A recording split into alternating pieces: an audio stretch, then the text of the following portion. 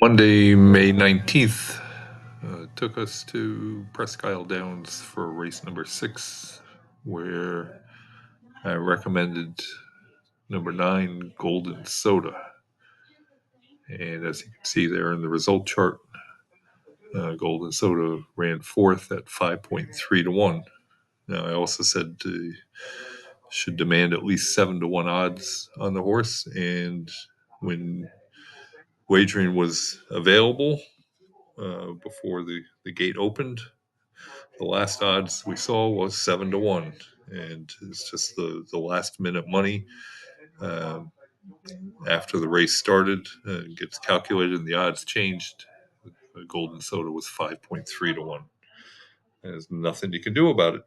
So we just go to the bankroll and take the $6 loss and move on to Tuesday. And for Tuesday, we'll go back to Presque Isle and go to race number 1, where my pick is going to be number 5, Amunet.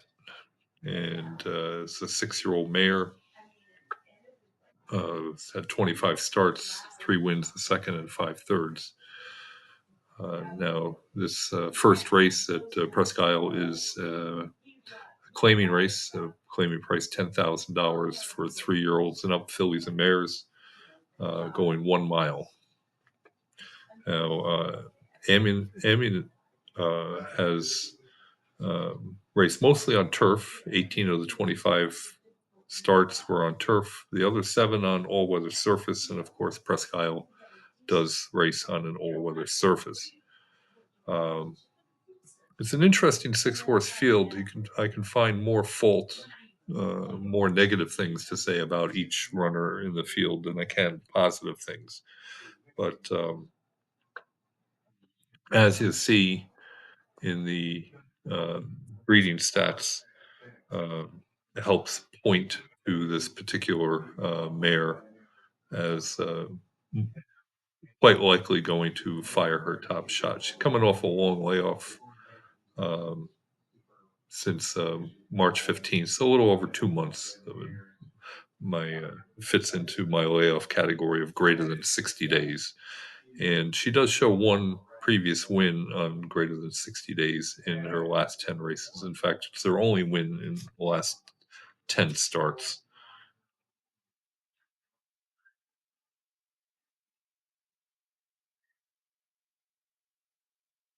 Now, looking at the sire stats for number 5, Amunet, American Pharaoh is the sire, 207 previous winners over the last 3 years of this type of race, which is a non-maiden dirt race for older horses.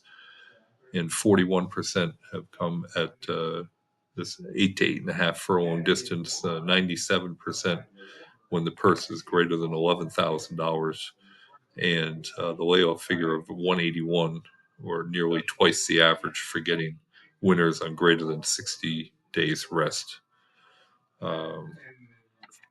Going to the broodmare sire stats, the broodmare sire is Forest Wildcat, 147 previous winners this type of race, 18% at the distance category, 95% the purse category, and the layoff figure of 104, or slightly above average. Now, I would note, if you look at Beechnut Trophy, it shows a 179 layoff figure, and back on the sire report was a 273 layoff figure for coming off a long layoff. But the thing I really don't care about Beechnut Trophy, well, first of all, it's going to be a short price, and the jockey listed to ride is 0 for 21 this year. Yeah, that doesn't bode well, especially at a short price. In Beechnut Trophy, the 6-year-old mare had dropped all the way down to the bottom $5,000 claiming price last time to get a win, and now goes back up to $10,000. there's just more to dislike than to like. And finally, looking at the trainer stats, uh, Keith Dickey is the trainer, 9 previous winners of this type of race over the last 3 years, 44% at the distance category, 100% for the purse category. Again, that's just greater than $11,000. And the layoff figure, 284, nearly 3 times the average for getting winners on greater than 60 days rest. So that's a very positive thing. And the trainer for Beach Nut Trophy is slightly below average for getting winners on greater than 60 days rest. So I just wanted to point that out. Say, hey, Beach Nut Trophy's got better layoff figures than Amunet. But there's my reasoning, and the biggest reasoning is price. That should get a bit of a price on Amunet, even in a 6-horse field. So see how it turns out. Make it a great day. Talk to you tomorrow.